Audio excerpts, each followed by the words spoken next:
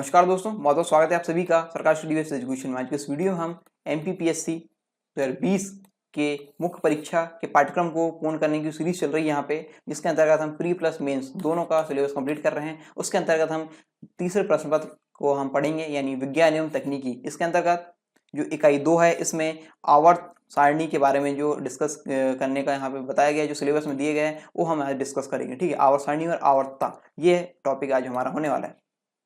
इससे पहले मैं आपको बता दूं, तत्व, यौगिक और मिश्रण हम कंप्लीट कर चुके हैं। पदार्थ, धातु और अधातु इस इकाई 2 के अंतर्गत कंप्लीट हो चुका है, और साथ ही साथ इकाई 1 पूर्णतः हो चुकी है। ठीक है, पूरी कवर हो चुकी है। कार्बल, ऊर्जा, इकाई और माप, गति, वेग, त्वरण, ध्वनि, विद्युत, चुंबक, प्रकाश, ऊष्मा, ये सारे टॉपिक्स बहुत ही विस्तार से पाठ्यक्रम के अनुसार पढ़ाए जा चुके हैं क्रमबद्ध तरीके से। तो आप इन लेक्चर्स को यदि देखना चाहते हैं तो डिस्क्रिप्शन बॉक्स में दी गई लिंक की सहायता से आप इन लेक्चर्स तक आसानी से पहुंच सकते हैं। और डिस्क्रिप्शन बॉक्स में इनके प्लेलिस्ट की लिंक दी गई है। आप प्लेलिस्ट में जाएंगे तो ये सारे लेक्चर है एक साथ आपको दिख जाएंगे। ठीक है, तो इस प्रकार आप इन लेक्चर्स का आनंद ले सकते हैं।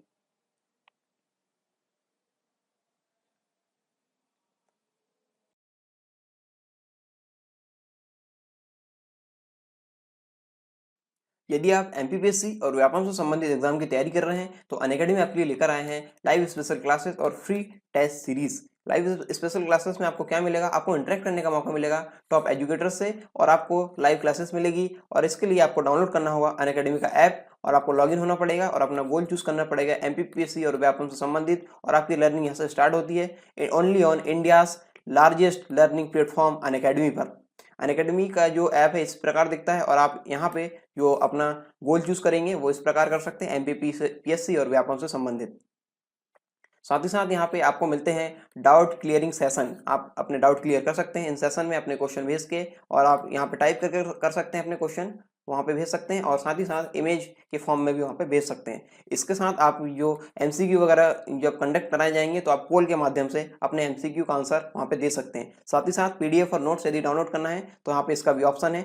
हर लेक्चर के बाद आपको यहाँ पे इसके नोट्स डाउनलोड करने के ऑप्शन मिल जाते हैं। और इसके साथ MPPSC T20 सीरीज आपको यहाँ पे मिल रही है डेली 8 बजे। इसमें 20 क्वेश्चन होंगे और 20 मिनट में आपको इनके आंसर देने होंगे। इसके साथ आपको मिलता है इसमें रियल टाइम एग्जाम एक्सपीरियंस।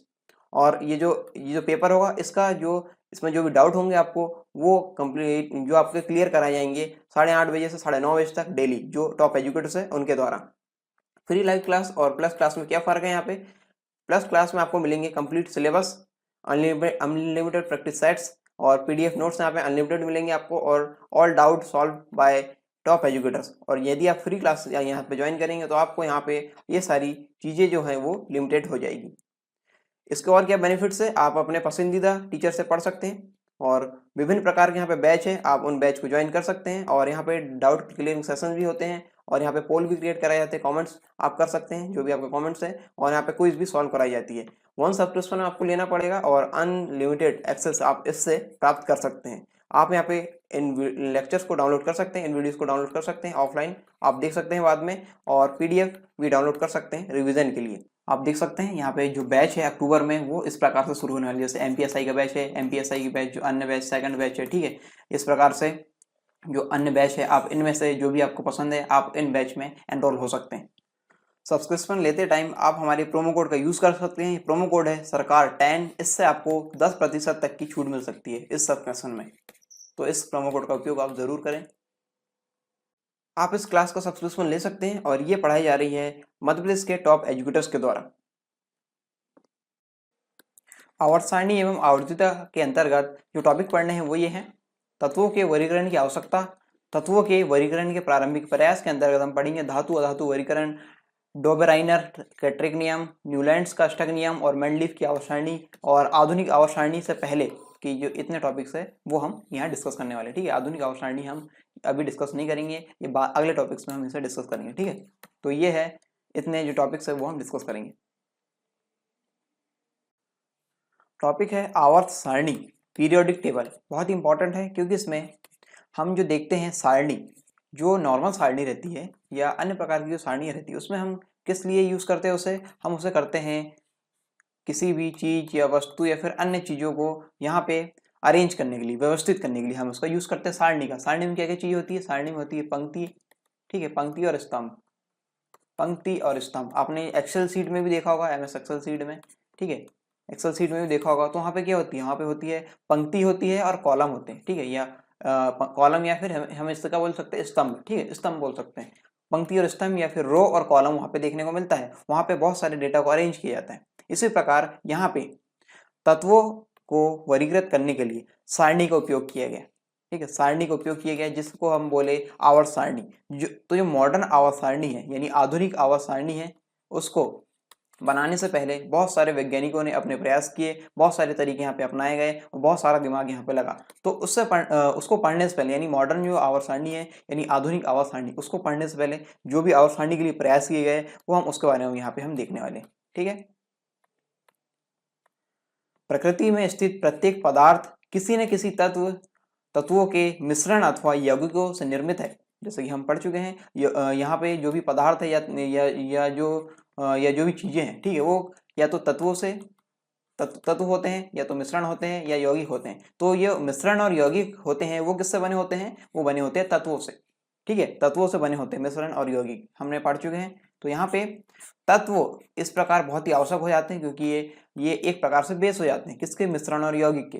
तो हमको तत्वों के गुणों के बारे में और तत्वों के बारे में आवश्यक जानकारी होना बहुत ही ज़्यादा इंपॉर्टेंट हो जाता है, ठीक है, बहुत ही ज़्यादा आवश्यक हो जाता है। इसके बारे में जो बेसिक जानकारी, आधारभूत जानकारी है, वो हमारे लिए बहुत ही आवश्यक हो जाती है। तो इसको अरेंज करने के लिए इन तत्वों को विभिन्न गुणों को देखने के लिए यहाँ पे हम आवर्त सारणी को पढ़ रहे हैं, ठीक है। ये तत्व पदार्थ की संरचना, गुणधर्म और भौतिक स्वरूप का निर्धारण करते हैं। किस किस का निर्धारण यहाँ पे करेंगे, पदार्थ की संरचना, गुणधर्म और भौतिक स्वरूप का ये निर्धारण करते हैं। ये तत्व जो रहते हैं, जो इनसे मिलकर जो पदार्थ बनेंगे, ठीक है, तत्वों से मिलकर बनेंगे पदार्थ। देखिए ये तत्व से मिलकर बनेंगे क्या, पदार्थ। तो ये पदार्थ के जो गुणधर्म रहेंगे, जो यहाँ पे पदार्थ की संरचना रहेंगी और पदार्थ के भौतिक स्वरूप रहेगा, उसका निर्धारण तत्व द्वारा होता है, ठीक है। 1800 ईस्वी तक वैज्ञानिकों को मात्र 30 तत्वों की उपस्थिति का ज्ञान था। जब 1800 ईस्वी की बात करें तो वहाँ पे वैज्ञानिकों को मात्र 30 तत्व मिले थे, ठीक है, यानी 30 तत्व हम ऐसे थे जो मिल चुके थे, ठीक है। परंतु वर्ष 2016 तक 118 तत्वों की खोज की जा चुकी है। 2016 में यदि बात करें, 2016 तक कितने तत्वों की खोज की जा चुकी है, 118। इसमें से 94 तत्व जो है प्रकृति में पाए गए हैं, और जबकि शेष जो है 24 तत्व, ठीक है, 94 प्रकृति में पाए गए और जो 24 है, इस प्रकार 118 हो गए। तो ये जो 24 तत्व हैं ये संश्लेषित किए गए हैं वैज्ञानिकों द्वारा, यानी ये बनाए गए हैं, ठीक है। तो इस प्रकार ये होगा कितने, 118। ये आवर्त सारणी कुछ इस प्रकार दिखती है जो आधुनिक आवर्त सारणी है, ठीक है, इस प्रकार ये दिखती है। इसके बनने से पहले की जो प्रोसेस है वो हम अभी देख रहे हैं, ठीक है। इसमें इसको बनाने में बहुत ही ज़्यादा दिमाग का यूज़ हुआ है, ठीक है, बहुत ही ज़्यादा वैज्ञानिकों के माइंड यहाँ पे लगे हुए थे और बहुत सारे आइडियाज आए, उनको इम्प्लीमेंट किए, फिर वो फेल हुए, फिर दूसरा आइडिया इम्प्लीमेंट किए, फिर वो फेल हुए, उसके बाद ये आवर्त सारणी बनी। तो इसके बारे में पढ़ने से पहले हम इसके जो प्रयास किए गए उसके बारे में हम पढ़ रहे हैं, ठीक है। तो आवर्त सारणी बनाने की आवश्यकता क्यों पड़ी, सबसे पहली बात तो ये है, कोई भी चीज़ बनाते हैं तो उसकी आवश्यकता क्या है, क्यों उसको बना रहे हैं, उसका कारण हमको पता होना चाहिए, ठीक है। जैसे हम पानी पीते हैं तो हमारे शरीर में पानी की कमी ना हो इसलिए हम पीते हैं, या पानी की आपूर्ति हो इसलिए हम पीते हैं, खाना खाते हैं एनर्जी के लिए खाते हैं, ठीक है। तो इस प्रकार किसी काम का जो लक्ष्य है वो हमें पता हो तो काम करना बहुत ही आसान हो जाता है, या फिर उसके कारण ही हम काम कर पाते हैं। तो यहाँ पे तत्वों का वर्गीकरण की आवश्यकता क्यों पड़ी थी, इसके बारे में हम यहाँ पे डिस्कस करेंगे, ठीक है।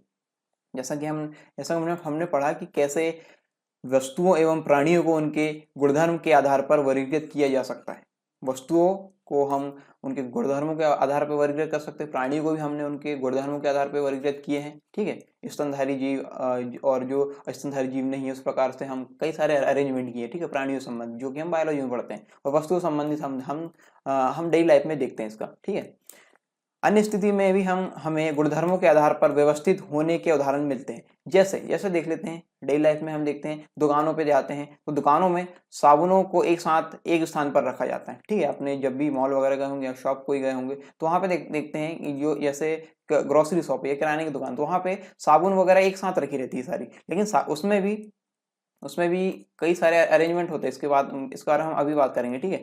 और बिस्कुटों को एक साथ रख दिया जाता है, जो अलग अलग वस्तु है उसको साथ उसको अलग अलग करके रख दिया जाता है। बिस्कुट अलग है, वहाँ पे शक्कर की कैटेगरी अलग हो जाती है, ये सस्ती वाली, ये महंगी वाली, इस प्रकार से। और जो सोप्स है वो भी अलग हो जाते हैं, शैम्पूस है, बहुत सारी चीज़ें जो डेली लाइफ में रहती है उसको उनके गुणों के आधार पर अलग अलग कर देते हैं, ठीक है। यहाँ तक कि हम साबुनों में भी देखते हैं कि नहाने का साबुन और कपड़ा धोने का साबुन अलग अलग रखा जाता है। साबुन कैटेगरी है, उसके बाद भी हम वहाँ पे और कैटेगराइज करते हैं।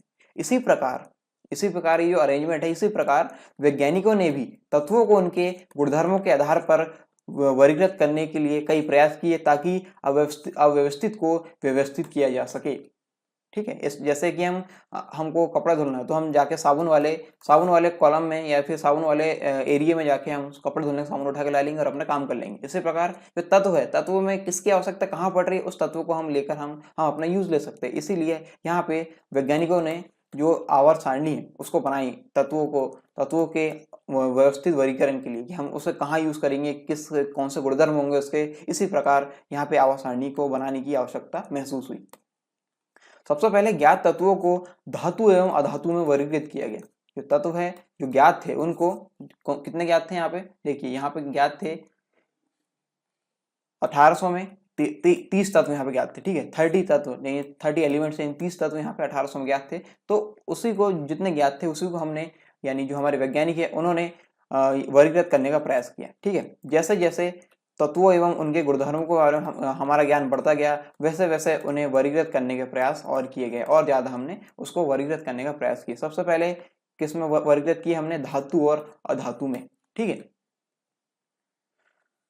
तो यहाँ पे उसके साथ साथ, समय के साथ साथ ज्ञात तत्वों की संख्या में लगातार वृद्धि होती गई। इसलिए सभी तत्वों एवं उनके यौगिकों की संरचना, गुणधर्म एवं अन्य भौतिक रासायनिक विशेषताओं का पृथक पृथक अध्ययन कर पाना जटिल कार्य प्रतीत हो रहा था, ठीक है। जैसे मान लो यहाँ पे 30 तत्व थे, ठीक है। 30 तत्व के बारे में तो हम कर सकते हैं, लेकिन इसके बाद जैसे जैसे समय बढ़ा तो वहाँ पे बहुत सारे तत्व हमको मिलने लग गए, ठीक है। उनकी संरचना, उनके गुणधर्म, उनके भौतिक रासायनिक विशेषता अलग अलग थी। तो उसको वहाँ पे बहुत बहुत सारे जो कारण थे, उसके कारण हम इसको अध्ययन नहीं कर पा रहे थे, किसका उपयोग कहाँ करना है और कैसे तरह इसका यूज करेंगे, किन तत्वों को क्या कहेंगे। इस प्रकार से यहाँ पे बहुत सारी उलझने बढ़ गई थी। तो ये कार्य बहुत ही जटिल होता दिखाई दे रहा था, क्योंकि आपके पास मान लीजिए 2 चीजें, ठीक है, ए और बी चीजें, या फिर ए बी सी डी, ये 4 चीजें, 4 चीजें का आपको पता है कि ये क्या है, कैसे काम करते हैं, कि इनकी सारी चीजें पता है। लेकिन यहाँ पे बहुत सारी चीजें रख दिया है, ठीक है। यहाँ पे बहुत सारी चीजें और रख दिया है, 5 रख दी, 6 रख दिए, ए रख दिए, छोटा ए रख दिए, बड़ा ए रख दिए। इस प्रकार से बहुत सारी चीजें यहाँ पे रख दी, तो यहाँ पे कंफ्यूजन ज्यादा होगी। इसीलिए यहाँ पे जो इनको अरेंजमेंट करने का या फिर अरेंज करने का उद्देश्य था कि इनको व्यवस्थित कर दिया जाए, यहाँ पे ये जटिलता जो है वो खत्म हो जाए। इसलिए यहाँ पे तत्वों के वर्गीकरण की आवश्यकता पड़ी। इसीलिए वैज्ञानिकों ने कुछ निश्चित समानताओं, सिमिलैरिटीज एवं असमानताओं के आधार पर तत्वों के क्रमिक एवं तार्किक वर्गीकरण की आवश्यकता का अनुभव किया, ताकि सभी तत्वों के गुणधर्मों का समन्वित एवं सरलीकृत अध्ययन किया जा सके, बहुत ही आसानी से इसका अध्ययन हम कर सके। इसलिए इसका क्रमिक और तार्किक वर्गीकरण किया, ठीक है। यहाँ पे जो प्रारंभ में जो प्रयास किए गए वो क्या थे, तत्वों के वर्गीकरण के प्रारंभिक प्रयास के बारे में हम देखेंगे। प्रारंभिक प्रयास धातु और अधातु के रूप में वर्गीकृत किए थे, जैसा हम पढ़ चुके हैं अभी। और इसके बाद डॉबेराइनर एक वैज्ञानिक है, उन्होंने दिया था ट्रिक नियम, डॉबेराइनर का ट्रिक नियम। इसके बाद आया न्यूलैंड्स का अष्टक नियम। तो इस प्रकार ये जो वर्गीकरण है इसका प्रयास इस क्रम में हुआ। जानेंगे एक एक करके सबके बारे में। पहला जो प्रयास था, धातु और अधातु के रूप में वर्गीकरण, ठीक है। धातु अधातु वर्गीकरण, जो तत्व थे उनको धातु और अधातु में वर्गीकृत किया गया था। ये प्रयास कैसा रहा और क्या इसके फेलियर्स थे वो हम देखेंगे, ठीक है। सर्वप्रथम वर्जीलियस ये वैज्ञानिक है, इनके द्वारा तत्वों को धातु तथा अधातु यानी नॉन मेटल नामक 2 वर्गों में वर्गीकृत किया गया, ठीक है। जब ये इन्होंने वर्गीकृत किया तो यहाँ पर रख लिया धातु और यहाँ पर रख लिया अधातु। इस प्रकार इन्होंने वर्गीकृत कर दिया, ठीक है। यहाँ पे तत्व रख दिए, इस प्रकार ऐसा कुछ उन्होंने अरेंजमेंट किया होगा, ठीक है। तो यहाँ पे धातु और अधातु को उन्होंने पहचाना कैसे, चमकीले, लचीले, ऊष्मा एवं विद्युत के सुचालक तथा सामान्य ताप पर ठोस अवस्था में रहने वाले तत्वों को धातु की श्रेणी में रखा गया। जो ये सारे गुण जिन्होंने दर्शाया उसको रखा गया धातु की श्रेणी में, ठीक है। इस प्रकार धातु को पहचाना गया। और इसके अलावा चमक रहित, आलोचशील, अनम्य, ऊष्मा एवं विद्युत के कुचालक तथा सामान्य ताप पर ठोस अवस्था में न रहने वाले तत्वों को अधातु की श्रेणी में रखा गया। अधातु की श्रेणी में किन किन को रखा गया, यहाँ पे हम डिस्कस किए। ठीक है, चमक रहित, आलोचनशील, आलोचशील, अनम्य, ऊष्मा एवं विद्युत के कुचालक, सामान्य ताप पर ठोस अवस्था में न रहने वाले तत्वों को हमने अधातु की श्रेणी में रख दिया। तो इस प्रकार धातु और अधातु के जो वर्गीकरण है, धातु और अधातु के आधार पर वर्गीकरण हमने इस प्रकार किया, लेकिन ये पर्याप्त नहीं था। इसकी कुछ सीमाएं थी, धातु और अधातु वर्गीकरण की कुछ सीमाएं थी। वो क्या थी? धातु अधातु वर्गीकरण में अधिक सक्रिय यानी मोर एक्टिव धातुओं एवं अधातुओं के विषय में कोई तार्किक कारण स्पष्ट नहीं किया गया। धातुएं जो अधिक ज्यादा यानी अधिक या फिर ज्यादा सक्रिय होती है उनके बारे में, और जो अधातु हैं उनके बारे में, उनके विषय में कोई तार्किक कारण स्पष्ट नहीं किया गया। दूसरा कारण क्या था इसका? कुछ तत्व ऐसे भी थे जिनमें धातु एवं अधातु दोनों के गुण विद्यमान थे, जैसा कि हम पढ़ चुके हैं। ठीक है, धातु, अधातु और उपधातु। ठीक है, ये तीन तत्वों को हम तीन प्रकार से वर्गीकृत करते हैं, धातु, अधातु और उपधातु। ठीक है, तो यहाँ पे धातु और अधातु को तो हमने वहां पे दर्शा दिया, लेकिन कुछ ऐसे भी तत्व थे जो धातु और अधातु के दोनों के समान गुण दर्शाते थे। ठीक है, उन दोनों के गुण उसमें उन दोनों के गुण उसमें विद्यमान थे, उनको उनको कहा जाता है उपधातु। तो जो उपधातु है उसको यहाँ पे दर्शाने में ये असमर्थ था धातु अधातु का वर्गीकरण। ठीक है, और यहाँ पे उपधातु के वर्गीकरण को हम अलग जो है यहाँ पे उपधातु वर्गीकरण को नहीं दर्शाया गया, और यहाँ पे इस प्रकार ये धातु अधातु वर्गीकरण की जो सीमाएं हैं वो फेल हो गई। ठीक है, अगला है डॉबराइन के त्रिक नियम। ठीक है, डॉबराइन का त्रिक नियम इन्होंने दिया। ये डॉबराइन एक वैज्ञानिक है, इनके बारे में देखते हैं। JW डॉबराइनर 1780 से 1849। ठीक है, जोहान्स वुल्फगांग डॉबराइनर ने जर्मनी के म्यून्सबर्ग में औषधि विज्ञान की पढ़ाई की और उसके बाद स्ट्रेसबर्ग में रसायन शास्त्र का अध्ययन किया। फिर वे जेना विश्वविद्यालय में रसायन एवं औषधि विज्ञान के प्रोफेसर बन गए। उन्होंने ही सबसे पहले प्लेटिनम को उत्प्रेरक के रूप में पहचाना तथा समान त्रिक की खोज की, जिससे तत्वों की आवाज सारणी का विकास हुआ। तो ये थे डॉबराइनर जो वैज्ञानिक है वो थे। इनके नियम के बारे में हम देखते हैं। डॉबराइनर का त्रिक नियम देखेंगे। परमाणु सिद्धांत के विकास हुआ। ठीक है, परमाणु सिद्धांत है उसका विकास हुआ। उसके विकास के पश्चात वर्ष 1817 में जर्मन रसायन वैज्ञानिक वुल्फगैंग डॉबराइनर ने परमाणु द्रव्यमान के आधार पर तत्वों के वर्गीकरण का प्रयास किया। ठीक है, पहले किसके आधार पे वर्गीकृत किया गया था? धातु और अधातु के आधार पे।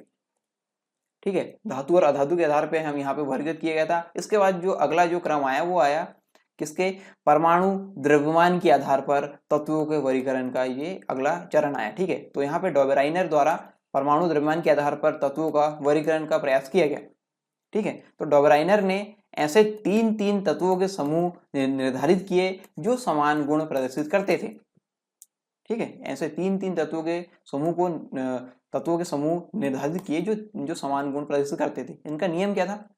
डॉबराइनर के अनुसार समूह के तत्वों को उनके परमाणु द्रव्यमानों के आरोही क्रम में व्यवस्थित करने पर मध्य में स्थित तत्व का परमाणु द्रव्यमान पहले एवं तीसरे तत्व के परमाणु द्रव्यमानों के यानी एटॉमिक मास का लगभग औसत होता है।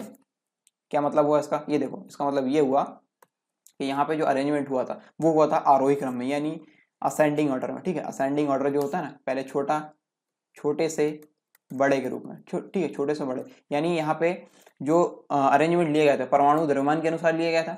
परमाणु द्रव्यमान यहाँ पे कम परमाणु द्रव्यमान वाले तत्व पहले रखे गए, फिर उसके बाद उससे ज्यादा परमाणु द्रव्यमान वाला, फिर उसके बाद उससे ज्यादा परमाणु द्रव्यमान वाले तत्व रखे गए। इस प्रकार इसका अरेंजमेंट हुआ। लेकिन यहाँ पे जो त्रिक नियम था वो क्या कहता है ये जानने का प्रयास करेंगे। यहाँ पे त्रिक नियम के अनुसार हम देखते हैं कि यहाँ पे ये देखो ए बी और सी कोई सी तत्व है। ठीक है, तो इसमें इसके नियम के अनुसार जो बीच वाला जो आएगा ना, ठीक है, बीच वाले को हम निकाल रहे हैं किससे? औसत के माध्यम से। ये देखो, इसका मान लो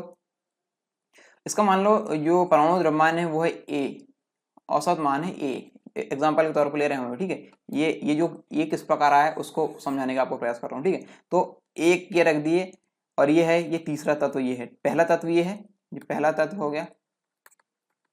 और ये है तीसरा तत्व। ठीक है, ध्यान से समझना है। यहाँ पे ये पहला तत्व है, तीसरा तत्व है। ठीक है, यहाँ पे इनका जो द्रव्यमान है, इनका इसका द्रव्यमान ए है और इसका द्रव्यमान बी है मान लो। ठीक है, इसका द्रव्यमान ए है, इसका द्रव्यमान बी है। तो यहाँ पे जो बीच का जो तत्व आएगा, बीच का तत्व आएगा इनके पहले और तीसरे तत्व के परमाणु द्रव्यमान के औसत का।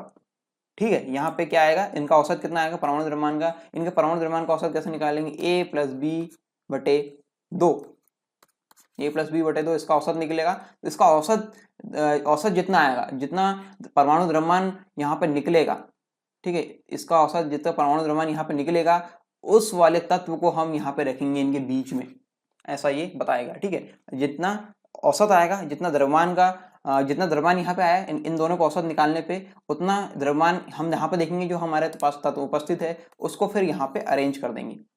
ठीक है, यहाँ पे अरेंज कर देंगे। आया समझ में क्या बताया गया।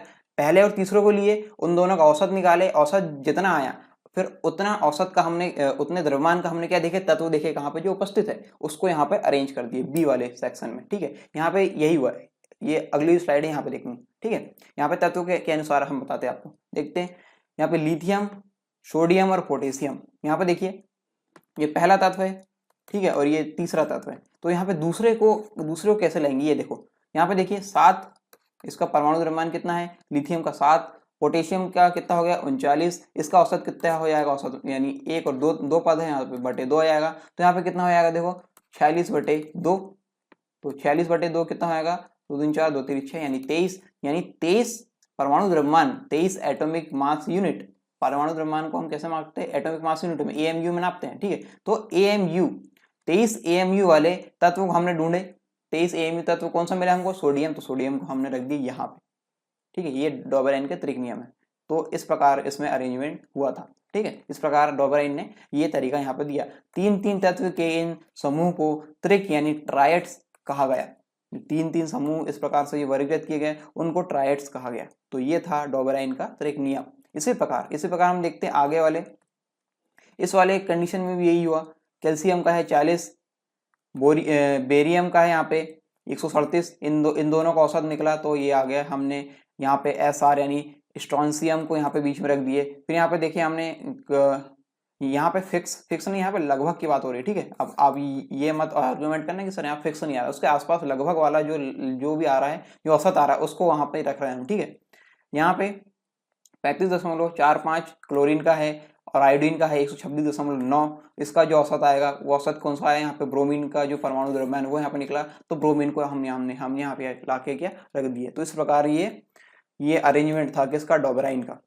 ठीक है, ये डॉबराइन द्वारा जो अरेंजमेंट किया था, वो डॉबराइन वैज्ञानिक द्वारा जो अरेंजमेंट किए गए थे वो इस प्रकार थे। तो यहाँ पे इस वर्गीकरण की भी कुछ सीमाएं थी। ये वर्गीकरण भी पर्याप्त नहीं था, इसकी भी कुछ सीमाएं थी। इसकी सीमाएं क्या थी हम देखते हैं।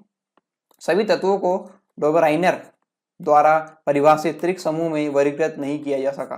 जो सभी तत्व है, ठीक है, जितने भी तत्व है उनको हम यहाँ पे हम वर्गीकृत नहीं कर सके। कुछ में तो ये अप्लाई होगा, लेकिन बहुत सारे इसमें छूट गए। इसलिए डॉबराइनर के त्रिक समूह के निष्कर्षों को केवल एक संयोग माना गया कि कुछ संयोग बस ऐसा इस कंडीशन में आ गए, तो ये हमने वहां पर रख दिए। तो इस प्रकार का जो वर्गीकरण था डॉबराइनर द्वारा, वो एक संयोग बस माना गया। ठीक है, कि एक संयोग था। भिन्न भिन्न गुणों वाले तत्वों को एक ही त्रिक समूह में रख दिया गया। जो इसकी अगली सीमा थी वो क्या थी, भिन्न भिन्न गुणों वाले तत्वों को एक ही त्रिक समूह में रख दी गई जो तर्कसंगत नहीं था। जैसे कार्बन, नाइट्रोजन और ऑक्सीजन, ये इसके त्रिक समूह के नियम के अनुसार यहाँ पे इन दो का औसत, कार्बन और ऑक्सीजन का औसत के बीच में हम निकालेंगे, इसके द्रव्यमान के बीच का औसत निकालेंगे। ठीक है, तो यहाँ पे कितना है 12 धन 14, इनका औसत कितना आएगा 2, 4 2 6, 1 और 1 2,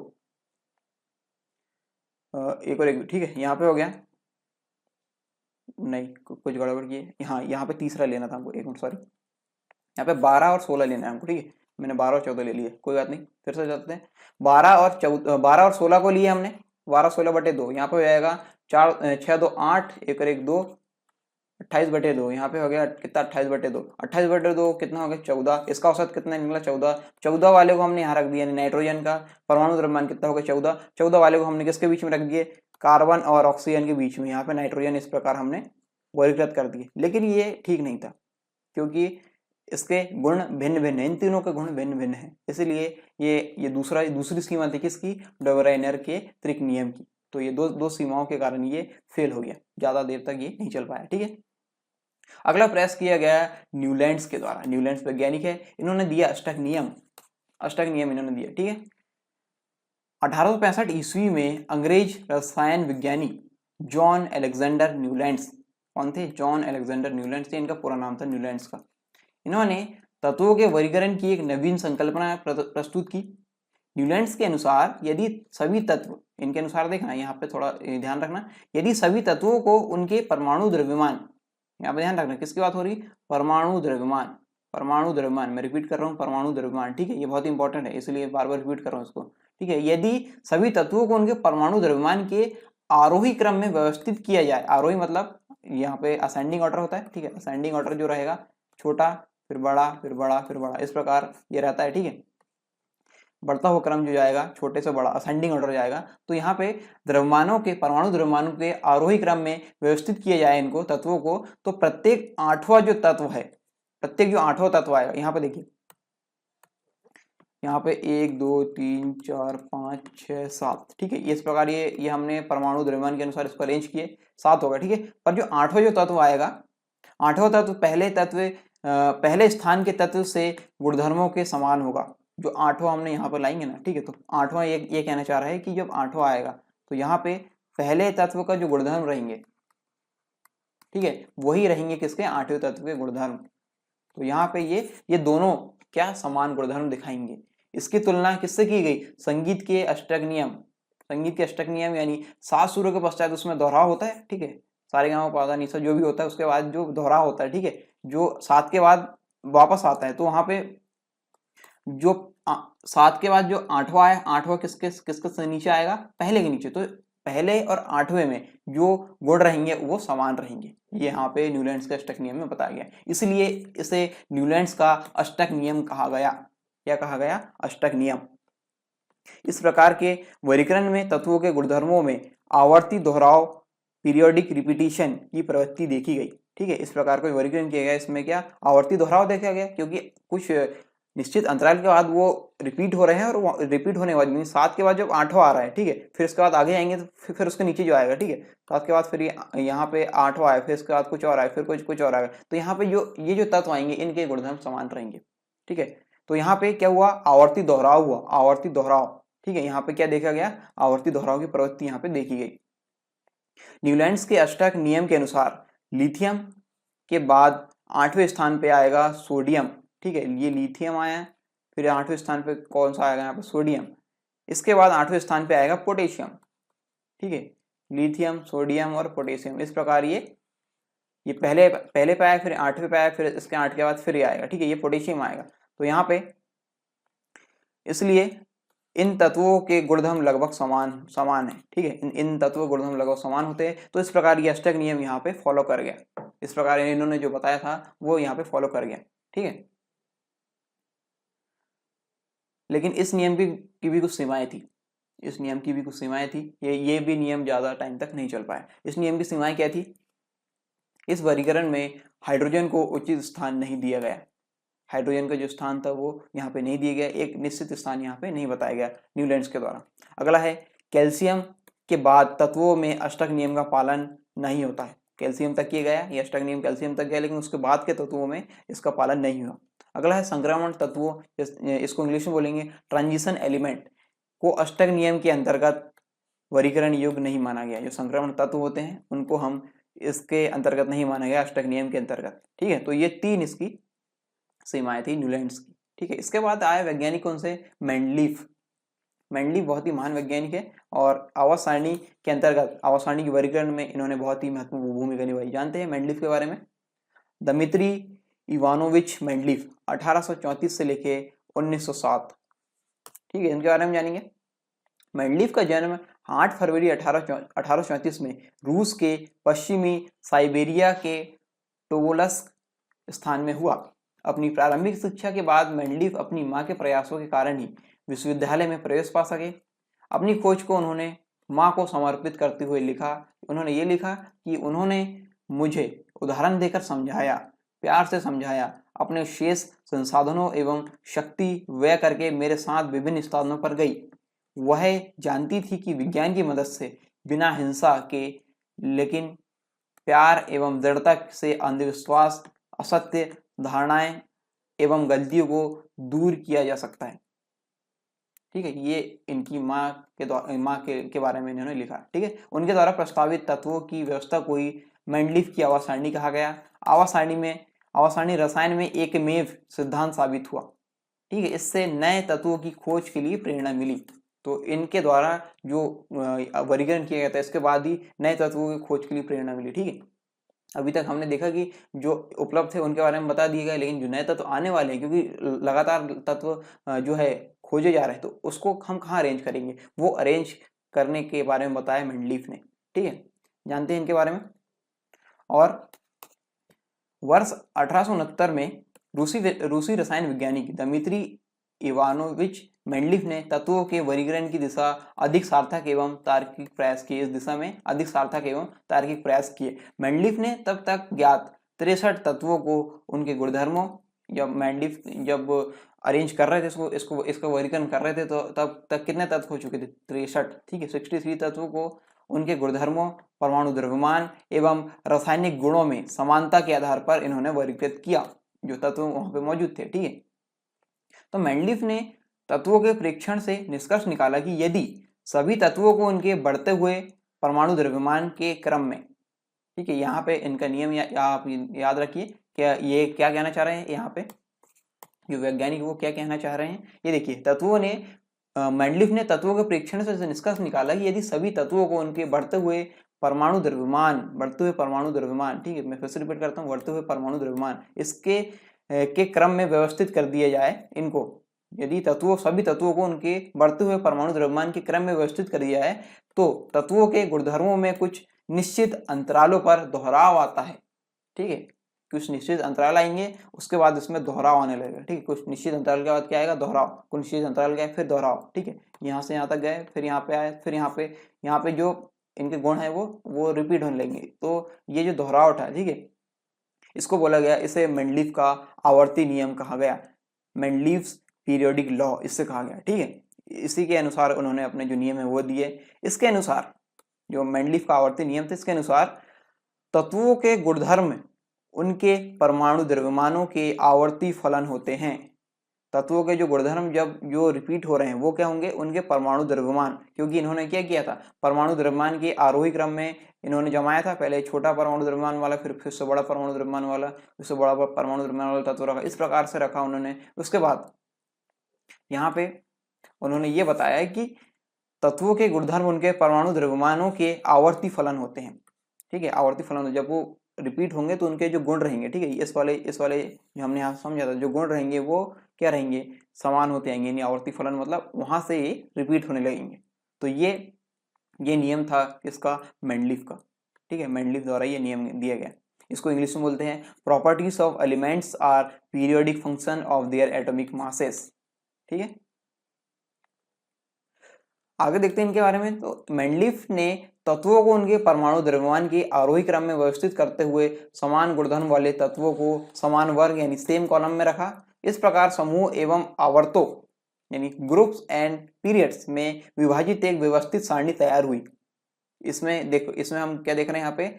ग्रुप्स और जो पीरियड है, यानी वर्ग, स्तंभ और जो ये वाला, ठीक है, क्षैतिज जो पंक्तियां हैं, इस प्रकार की कुछ हमको प्राप्त हुई। किस प्रकार की? क्या इस प्रकार का वर्गीकरण हमको प्राप्त हुआ, मेंडलीफ द्वारा जो दिए गए हैं वो हमको यहाँ पे प्राप्त हुआ। ठीक है, इसे क्या कहा गया? इसे मेंडलीफ की आवास सारणी कहा गया। ये देखिए, इस प्रकार ये वर्गीकृत थे। ठीक है, यहाँ पे ये वर्ग है और ये स्तंभ है, इस प्रकार ये जो स्तंभ है, ठीक है, ये स्तंभ, इस प्रकार ये स्तंभ है, और यहाँ पे क्या है? ये वर्ग है, ये है वर्ग, ये है वर्ग। इस प्रकार हमें स्तंभ और वर्गों के रूप में एक सारणी प्राप्त हुई।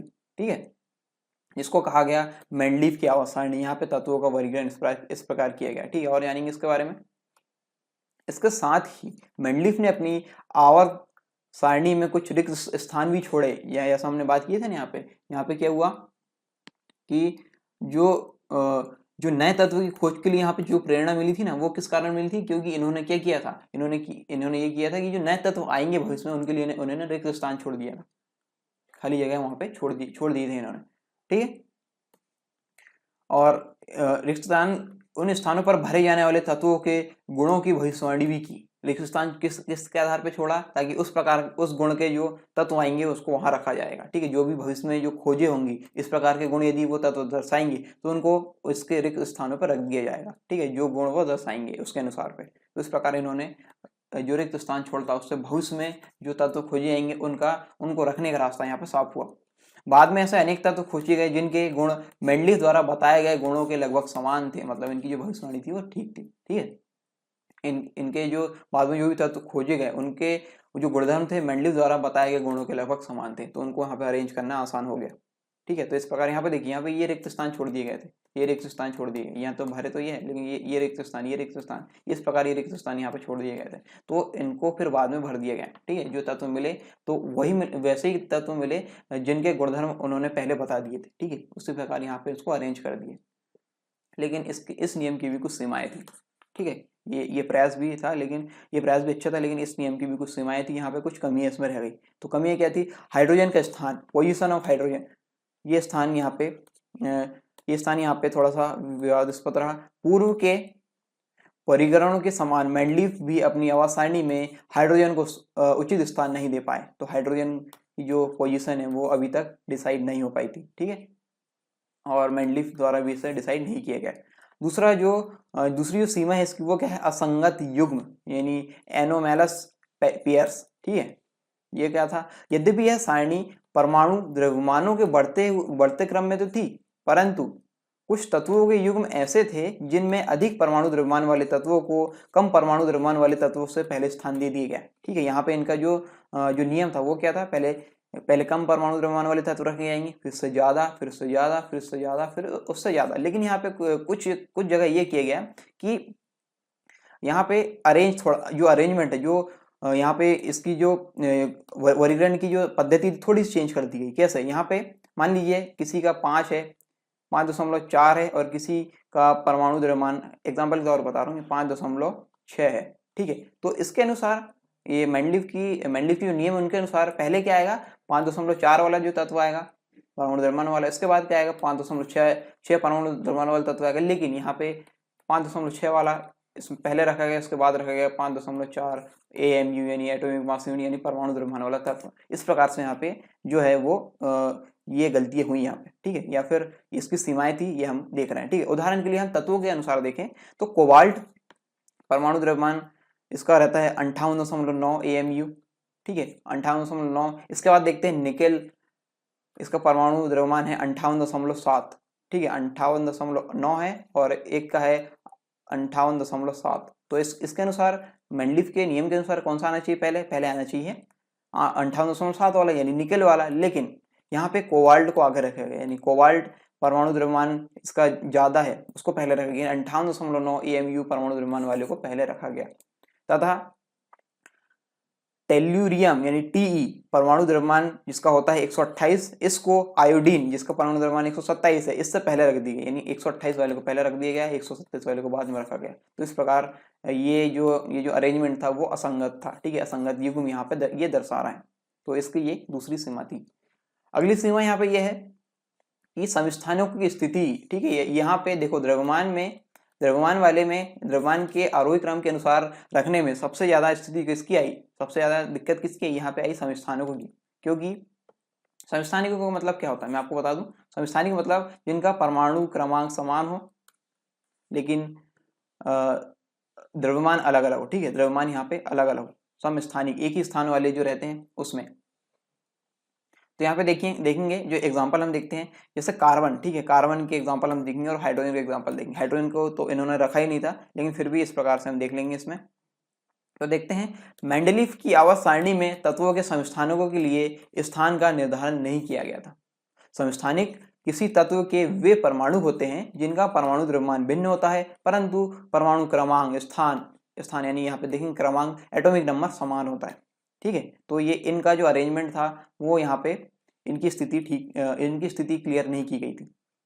जैसे कार्बन, मान लीजिए यहाँ पे कार्बन है, ठीक है, तो कार्बन के 3 समस्थानिक होते हैं। हाइड्रोजन के 3 समस्थानिक, हाइड्रोजन का तो नहीं रखा, लेकिन फिर भी यहाँ पे एग्जांपल के लिए बता रहा हूँ मैं। तो यहाँ पे कार्बन का देखते हैं, तो 12 3 समस्थानिक होते हैं, 12, 13 और 14, ठीक है। 12, 13 और कार्बन 12, कार्बन 13, कार्बन 14, ये तीनों समस्थानिक है, लेकिन इनका जो है द्रव्यमान जो है भिन्न भिन्न है, ठीक है। द्रव्यमान क्या है, भिन्न है, यानी स्थान समान लेकिन द्रव्यमान यहाँ पे भिन्न है। तो इनके जो अरेंजमेंट है यहाँ पे ठीक से नहीं किए गए, ठीक है। समस्थानिकों की स्थिति वहाँ पे क्लियर नहीं थी। अगला है अनावश्यक संबंध। जो अनावश्यक संबंध थे, जो तत्व थे, उनको आपस में रख दिया, उनको एक साथ रख दिया गया, ठीक है। जो आपस में अलग अलग गुणधर्म दिखाते थे उनको आपस में रख दिया गया। तो यहाँ पे देखते हैं मेंडलीफ ने अनेक भिन्न गुणधर्म वाले तत्वों को समान समूह में रख दिया, जैसे तांबा, चांदी और सोना को क्षारीय तत्वों के साथ एक ही समूह में स्थान दे दिया गया, जो कि ठीक नहीं है, ठीक है। यहाँ पे तांबा, चांदी और सोना क्षारीय तत्व से अलग अलग ये गुणधर्म दर्शाते हैं, ठीक है। तो ये अनावश्यक संबंध यानी सुपरफ्लोस रिलेशनशिप के कारण यहाँ पे क्या हो गया, मेंडलीफ की आवर्त सारणी जो थी वो ज़्यादा टाइम तक ये काम नहीं कर पाई और ये फेल हो गई, ठीक है। इस प्रकार का जो द्रव्यमान के अनुसार जो वर्गीकरण था वो फेल हो गया। तो ये थे आधुनिक आवर्त सारणी बनने से पहले तक के प्रयास, ठीक है। आधुनिक आवर्त सारणी हम अभी नहीं पढ़ रहे हैं, आधुनिक आवर्त सारणी हम अगले टॉपिक्स में पढ़ेंगे। लेकिन आधुनिक आवर्त सारणी के बनने से पहले जो कार्य किए गए हैं, कौन कौन से वैज्ञानिक थे, क्या क्या उसमें प्रयास किए गए, क्या क्या उनके नियम थे, ये पढ़ना बहुत ही आवश्यक था। तो आई होप ये आपने समझ गए होंगे। उम्मीद है ये लेक्चर आपको पसंद आ रहे हैं और जो टॉपिक है बहुत ही आसानी से आपको एकदम सरल भाषा में समझ में आ रहे हैं और बहुत ही आसानी से इसको समझाने का प्रयास किया जा रहा है। यदि ये टॉपिक्स और ये वीडियो पसंद आए तो वीडियो को लाइक जरूर करें, क्योंकि पसंद आए तो लाइक करना बनता है। लेकिन आपको पसंद ना आए तो आप डिसलाइक कर सकते हैं, ठीक है। क्योंकि डिसलाइक क्यों किया है कमेंट बॉक्स में कमेंट करके जरूर बताएं कि आपने डिसलाइक क्यों किया है। और जो लाइक कर रहे हैं उनको पसंद आया, क्यों पसंद आया, ये भी आप कमेंट बॉक्स में कमेंट करके बताएं। और शेयर करना ना भूलें, क्योंकि जिस तरह आपने इस वीडियो को देखा अंत तक और जो आपकी आवश्यकता थी, हो सकता है दूसरे स्टूडेंट्स की हो, तो दूसरे स्टूडेंट्स का भी फायदा हो सके, इसलिए ये लेक्चर शेयर जरूर करें। मिलते हैं नेक्स्ट वीडियो में, तब तक के लिए जय हिंद। यदि आप एमपीपीएससी और व्यापम से संबंधित एग्जाम की तैयारी कर रहे हैं तो अनअकैडमी आपके लिए लेकर आए हैं लाइव स्पेशल क्लासेस और free test series. Live special classes में आपको क्या मिलेगा, आपको इंटरेक्ट करने का मौका मिलेगा टॉप एजुकेटर्स से और आपको लाइव क्लासेस मिलेगी। और इसके लिए आपको डाउनलोड करना होगा अनअकैडमी का ऐप और आपको लॉगिन होना पड़ेगा और अपना गोल चूज करना पड़ेगा एमपीपीएससी और व्यापम से संबंधित। और आपकी लर्निंग यहाँ से स्टार्ट होती है only on India's largest learning platform Unacademy पर। अनअकैडमी का जो ऐप है इस प्रकार दिखता है और आप यहाँ पे जो अपना गोल चूज करेंगे वो इस प्रकार कर सकते हैं एमपीपीएससी और व्यापम से संबंधित। साथ ही साथ यहाँ पे आपको मिलते हैं डाउट क्लियरिंग सेशन। आप अपने डाउट क्लियर कर सकते हैं इन सेशन में अपने क्वेश्चन भेज के, और आप यहाँ पे टाइप करके कर सकते हैं अपने क्वेश्चन, वहाँ पे भेज सकते हैं और साथ ही साथ इमेज के फॉर्म में भी वहाँ पे भेज सकते हैं। इसके साथ आप जो एमसीक्यू वगैरह जब कंडक्ट कराए जाएंगे तो आप पोल के माध्यम से अपने एमसीक्यू का आंसर वहाँ पे दे सकते हैं। साथ ही साथ पीडीएफ और नोट्स यदि डाउनलोड करना है तो यहाँ पे इसका भी ऑप्शन है। हर लेक्चर के बाद आपको यहाँ पे इसके नोट्स डाउनलोड करने के ऑप्शन मिल जाते हैं। और इसके साथ एमपीपीएससी T20 सीरीज आपको यहाँ पे मिल रही है डेली 8 बजे। इसमें 20 क्वेश्चन होंगे और 20 मिनट में आपको इनके आंसर देने होंगे। इसके साथ आपको मिलता है इसमें रियल टाइम एग्जाम एक्सपीरियंस। और ये जो पेपर होगा इसमें जो भी डाउट होंगे आपको वो कंप्लीट जो आपके क्लियर कराए जाएंगे 8:30 बजे से 9:30 बजे तक डेली, जो टॉप एजुकेटर्स है उनके द्वारा। फ्री लाइव क्लास और प्लस क्लास में क्या फ़र्क है यहाँ पे, प्लस क्लास में आपको मिलेंगे complete syllabus, unlimited practice sets और पीडीएफ नोट्स यहाँ पे अनलिमिटेड मिलेंगे आपको, और all doubt solve by top educators. और यदि आप फ्री क्लास यहाँ पे ज्वाइन करेंगे तो आपको यहाँ पे ये सारी चीज़ें जो है वो लिमिटेड हो जाएगी। इसके और क्या बेनिफिट्स है, आप अपने पसंदीदा टीचर से पढ़ सकते हैं और विभिन्न प्रकार के यहाँ पे बैच है, आप उन बैच को ज्वाइन कर सकते हैं। और यहाँ पे डाउट क्लियरिंग सेशन भी होते हैं और यहाँ पे पोल भी क्रिएट कराए जाते हैं, कमेंट्स आप कर सकते हैं जो भी आपके कमेंट्स हैं, और यहाँ पे क्विज भी सॉल्व कराई जाती है। 1 सब्सक्रिप्शन आपको लेना पड़ेगा और अनलिमिटेड एक्सेस आप इससे प्राप्त कर सकते हैं। आप यहाँ पे इन लेक्चर्स को डाउनलोड कर सकते हैं, इन वीडियोस को डाउनलोड कर सकते हैं, ऑफलाइन आप देख सकते हैं बाद में, और पीडीएफ भी डाउनलोड कर सकते हैं रिवीजन के लिए। आप देख सकते हैं यहाँ पे जो बैच है अक्टूबर में वो इस प्रकार से शुरू होने वाली है। जैसे एमपीएसआई का बैच है, एमपीएसआई की बैच जो अन्य बैच सेकंड बैच है, ठीक है। इस प्रकार से जो अन्य बैच है आप इनमें से जो भी आपको पसंद है आप इन बैच में एनरोल हो सकते हैं। सब्सक्रिप्शन लेते टाइम आप हमारे प्रोमो कोड का यूज़ कर सकते हैं। प्रोमो कोड है सरकार 10, इससे आपको 10% तक की छूट मिल सकती है इस सब्सक्रिप्शन में। तो इस प्रोमो कोड का उपयोग आप ज़रूर करें। आप इस क्लास का सब्सक्रिप्शन ले सकते हैं और ये पढ़ाई जा रही है मध्य प्रदेश के टॉप एजुकेटर्स के द्वारा।